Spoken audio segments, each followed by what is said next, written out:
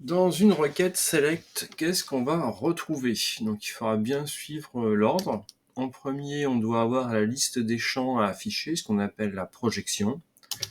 On utilisera la commande select. Les champs à afficher, j'ai bien souligné. En deux, ce sera la liste des tables. Cette fois-ci, attention, ne confondez pas les champs et les tables qui seront nécessaires, qu'on devra utiliser. Donc ça, ce sera derrière l'instruction from.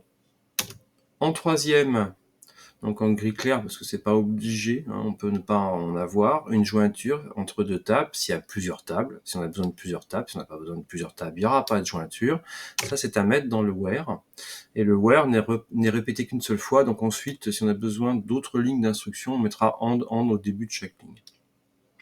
Dans le where and, il n'y a pas que la jointure, vous avez aussi ce qu'on a évoqué tout à l'heure, les restrictions, les valeurs particulières. Il peut en avoir comme ne pas en avoir, mais en tout cas, ce sera là aussi à mettre dans ce fourre-tout where and. Et puis enfin, pas obligatoire non plus, mais si c'est demandé, il faut le faire, le tri des résultats, d'accord. Et ça se fera avec order by.